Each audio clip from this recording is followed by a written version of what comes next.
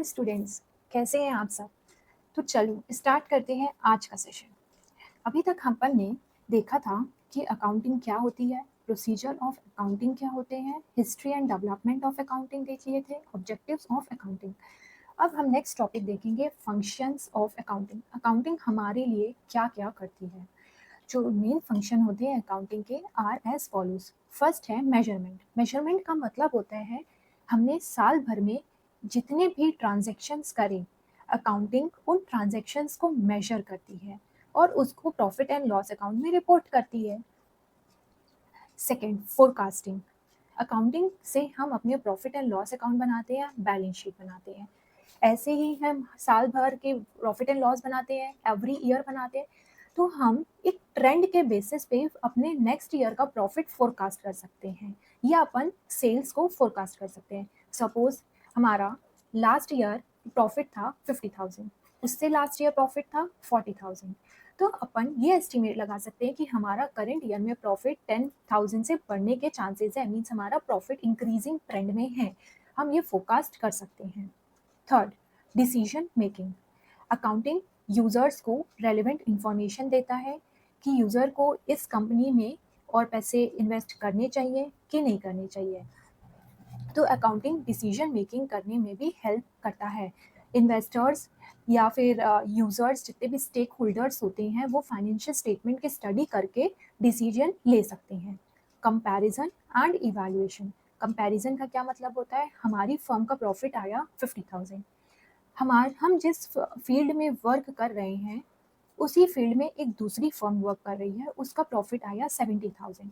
तो हम अपने प्रॉफिट को कंपेयर कर सकते हैं दूसरी फर्म के साथ और एनालाइज कर सकते हैं, इवैल्यूएट कर सकते हैं कि ऐसा डिफरेंस क्यों है, हमारा प्रॉफिट कम क्यों आया है।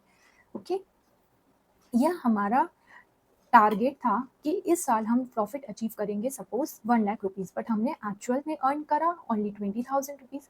तो इतना ज़्यादा डेविएशन क्यों आया। ये भी अकाउंटिंग हमको हेल्प करती है कंपैरिजन एंड इवैल्यूएशन करने में। नेक्स्ट है कंट्रोलिंग। कंट्रोलिंग का मतलब होता है अकाउंटिंग हमको हेल्प करती है ऑपरेशनल सिस्टम में वीकनेस आइडेंटिफाई करने में। सपोज हमारा कोई खर्चा एक्स्ट्रा ऑर्डिनरी दिख रहा है, जैसे कि हमने अपना प्रॉफिट एंड लॉस अकाउंट बनाया, उसमें हमारा स्टेशनरी एक्सपेंस दिख रहा है 1,00,000 रुपीज़ का, जबकि हर साल ये एक्सपेंस होता था 20,000 रुपीज़ का। तो मतलब कुछ ना कुछ इसमें गड़बड़ हुई है। तो इस वीकनेस को भी आइडेंटिफाई करती है अकाउंटिंग और इसको कंट्रोल करने में भी मदद करती है अकाउंटिंग। नेक्स्ट है government regulation and taxes. Government को हमारा फाइनेंशियल इन्फॉर्मेशन चाहिए, गवर्नमेंट को टैक्स लगाना है। तो टैक्स लगाने के लिए गवर्नमेंट को फाइनेंशियल इन्फॉर्मेशन चाहिए। ये फाइनेंशियल इन्फॉर्मेशन गवर्नमेंट को कैसे मिलती है, अकाउंटिंग के थ्रू मिलती है। तो ये थे हमारे मेन फंक्शंस। अब इन मेन फंक्शंस को हम कैसे इजी लर्न कर सकते हैं, इसलिए इसके लिए मैं आपको देती हूँ एक निमोनिक। ओके, तो फंक्शन ऑफ अकाउंटिंग का निमोनिक है my friend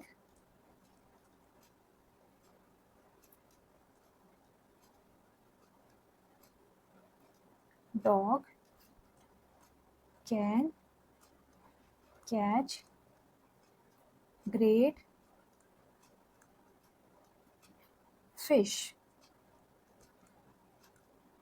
My friendly son. My friendly dog can catch great fishes. इधर my क्या है, M for measurement, friendly means forecasting, D for decision making, C for comparison and evaluation, C for controlling, G for government regulation and taxes. Hope आपको याद हो गया होगा, एक दो बार इसको रिवाइज करिए तो आपको याद हो जाएगा। नेक्स्ट टॉपिक है सब फील्ड्स ऑफ अकाउंटिंग। अकाउंटिंग का स्कोप टाइम टू टाइम बहुत वास्ट होता जा रहा है। ये सिर्फ एक फाइनेंशियल अकाउंटिंग में लिमिटेड नहीं है। अकाउंटिंग को अपन ये नहीं बोल सकते कि सिर्फ इसमें हम प्रॉफिट एंड लॉस कैलकुलेट करते हैं और बैलेंस शीट बनाते हैं। इसकी स्कोप दिनों दिन बढ़ता जा रहा है, तो इसलिए इसमें वेरियस फील्ड आ गए हैं। तो सब फील्ड ऑफ अकाउंटिंग, फर्स्ट है फाइनेंशियल अकाउंटिंग। फाइनेंशियल अकाउंटिंग का क्या मतलब होता है, फाइनेंशियल अकाउंटिंग यही हमारी नॉर्मल अकाउंटिंग होती है जिसमें हम प्रॉफिट एंड लॉस अकाउंट बनाते हैं, फाइनेंशियल स्टेटमेंट्स बनाते हैं और इस फाइनेंशियल स्टेटमेंट को एक्सटर्नल यूजर्स के साथ कम्युनिकेट करते हैं। ओके, सेकेंड आती है हमारी मैनेजमेंट अकाउंटिंग। मैनेजमेंट अकाउंटिंग एक ऐसी अकाउंटिंग होती है जो मैनेजमेंट को इंफॉर्मेशन प्रेजेंट करती है ताकि मैनेजमेंट उस इंफॉर्मेशन के बेसिस पे डिसीजन ले पाए। जैसे कि क्या हमको किसी दूसरी फर्म के साथ अमालगमेशन करना चाहिए कि नहीं करना चाहिए, मर्जर करना चाहिए कि नहीं करना चाहिए। ऐसे डिसीजन मैनेजमेंट इस अकाउंटिंग के बेसिस पे ही ले सकता है। थर्ड है कॉस्ट अकाउंटिंग। सपोज कंपनी ने कोई नया प्रोडक्ट लॉन्च किया, सपोज एक ये पेन लॉन्च किया। अब कंपनी को ये पेन का प्राइस फिक्स करना पड़ेगा कि मार्केट में ये पेन कितने रुपए में सेल करें। तो उसके लिए मैनेजमेंट को चाहिए कॉस्ट डाटा, कॉस्ट की इसको बनाने में एक्चुअल कॉस्ट कितनी लगी, उसके ऊपर प्रॉफिट लगा के मैनेजमेंट अपना सेलिंग प्राइस डिसाइड करेगा। ये हम पता करते हैं कॉस्ट अकाउंटिंग से। सोशल रिस्पॉन्सिबिलिटी अकाउंटिंग, जो कंपनी जो फर्म सोसाइटी में वर्क कर रही है उस सोसाइटी के लिए उस कंपनी के कुछ ना कुछ तो रिस्पॉन्सिबिलिटीज है क्योंकि वो सोसाइटी के रिसोर्सेज को यूटिलाइज कर रही है। तो सोशल रिस्पॉन्सिबिलिटी अकाउंटिंग में हम यही देखते हैं कि ये फर्म ये कंपनी सोसाइटी के बेनिफिट्स के लिए क्या कर रही है और ये सोसाइटी को के रिसोर्सेज को कितना यूज कर रही है।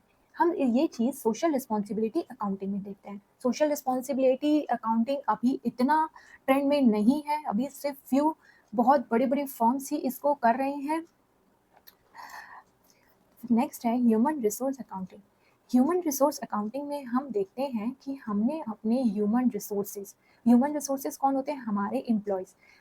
हमने अपने एम्प्लॉयज़ के ऊपर उन एम्प्लॉयज़ के डेवलपमेंट के लिए कितने पैसे लगाए, एम्प्लॉयज़ की ट्रेनिंग के लिए, रिक्रूटमेंट के लिए हमने अपने ह्यूमन रिसोर्सेज के ऊपर कितने इन्वेस्टमेंट करी है, वो हम इस अकाउंटिंग में देखते हैं। तो हमारी सब फील्ड्स ऑफ अकाउंटिंग कौन सी हो गई? फाइनेंशियल अकाउंटिंग जो एक नॉर्मल अकाउंटिंग होती है।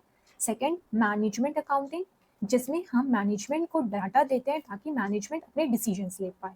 थर्ड होती है कॉस्ट अकाउंटिंग जिसमें हम किसी भी प्रोडक्ट की कॉस्ट निकालते हैं। फिर होती है सोशल रिस्पॉन्सिबिलिटी अकाउंटिंग, हम अपनी सोसाइटी के लिए कितने पैसे खर्च कर रहे हैं इसमें हम देखते हैं। और लास्ट है ह्यूमन रिसोर्स अकाउंटिंग, हम अपने ह्यूमन रिसोर्सेज के लिए क्या कर रहे हैं। ह्यूमन रिसोर्सेज मीन्स हम अपने एम्प्लॉयज़ के लिए क्या कर रहे हैं। ये होती है सब फील्ड ऑफ अकाउंटिंग। उसके बाद आता है यूजर्स ऑफ अकाउंटिंग इन्फॉर्मेशन। ये अपन ने ये चीज़ पहले भी पढ़ी थी। यूज़र दो होते हैं, एक होते हैं हमारे इंटरनल यूज़र, सेकेंड होते हैं हमारे एक्सटर्नल यूज़र्स। इंटरनल यूज़र्स कौन होते हैं? जो हमारी फर्म में हमारी कंपनी में काम कर रहे हैं,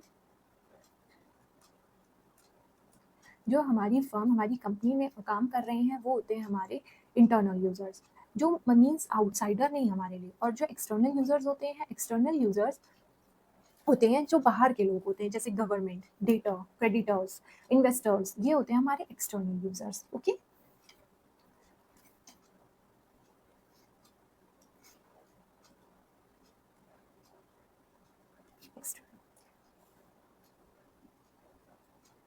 फिर आता है topic what is book keeping.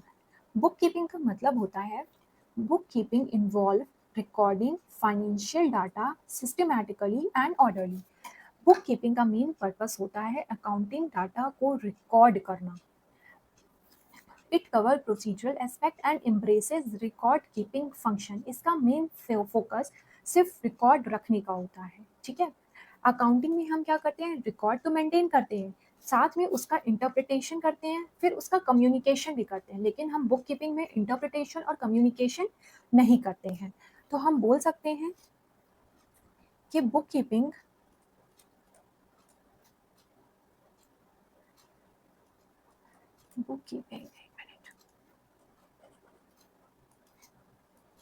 Book keeping जो है वो हमारी अकाउंटिंग की सबसेट है, क्योंकि जो पूरी एक्टिविटीज़ बुक कीपिंग की है वो हम अकाउंटिंग में तो परफॉर्म करते हैं, पर साथ में हम एनालिसिस, इंटरप्रिटेशन एंड कम्युनिकेशन का भी काम अकाउंटिंग में करते हैं। तो bookkeeping is subset of accounting, ये चीज़ अपन बोल सकते हैं। येस और no? Yes. What is difference between bookkeeping and accounting? Bookkeeping is a process concerned with recording of transaction. It is process concern with summarising of recorded transaction. इसमें हम सिर्फ रिकॉर्डिंग करते हैं, इसमें हम क्या करते हैं, समराइज करते हैं, एनालाइज करते हैं, इंटरप्रेट करते हैं, कम्युनिकेट करते हैं। It constitute A base of accounting. जब रिकॉर्ड मेंटेन होते हैं उसी के बेसिस पे हम एनालिसिस, इंटरप्रिटेशन और कम्युनिकेशन कर पाते हैं। It is considered as a language of the business. Accounting को लैंग्वेज ऑफ द बिजनेस बोला ही जाता है। Financial statement do not form part of this process. Bookkeeping से हम फाइनेंशियल स्टेटमेंट नहीं बना सकते। Financial statement are prepared in this process on the basis of book keeping record. और इस अकाउंटिंग में हम फाइनेंशियल स्टेटमेंट बनाते हैं on the basis of book keeping record. Manager decisions can not be taken with the help of this record. सिर्फ book keeping के basis पे management decision नहीं ले सकता। Management take the decision on the basis of this record.